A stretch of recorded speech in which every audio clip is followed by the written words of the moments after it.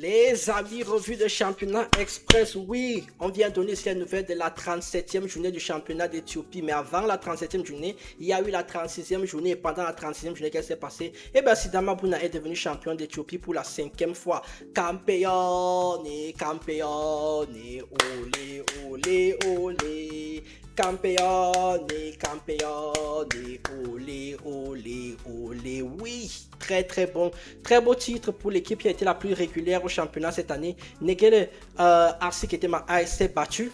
Les équipes comme Ethiopia Insurance ont énormément déçu cette année. Saint-Georges a déçu cette année. Facile Kenema a complètement craqué en fin de saison. C'est vraiment l'équipe qui a été la plus régulière et qui a mérité son titre, qui est championne. Félicitations une fois de plus à Sidama Bouna, très grande équipe, très grand champion. Une équipe qui continue à progresser de plus en plus. Maintenant, il va falloir voir ce qu'ils vont faire en compétition africaine parce que ça, c'est un nouveau challenge. Certaines équipes sont allées en compétition africaine et on sait ce que ça a donné. Les Remo Stars au Nigeria, ils sont en deuxième division maintenant. Vous likez, vous commentez, vous partagez. Voici les résultats de la 37e journée. C'est parti.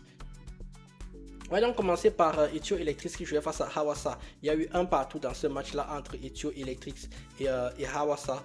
J'essaye d'arranger l'écran. Voilà, là c'est bon pour moi.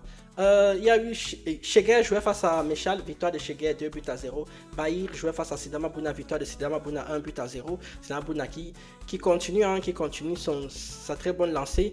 19e victoire de la saison. Adama jouait face à Welata Disha, victoire de Welata Disha 2 buts à 0.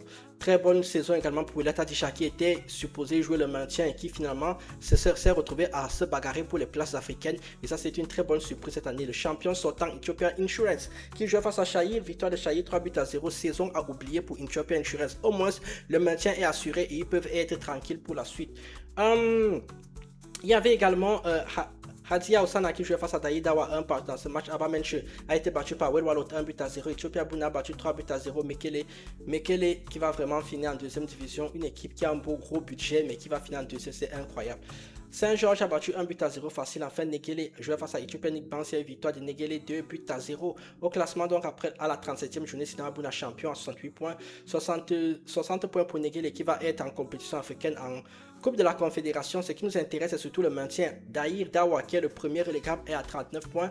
Et ils ne sont qu'à à 3 petits points de Shahir qui en a 42. Mais quand vous regardez la différence de but, moins 15 et moins 6, à moins qu'il y ait une équipe qui mette quasiment 10 buts à Daïr dans le prochain match, je ne vois pas comment ils vont être relégués.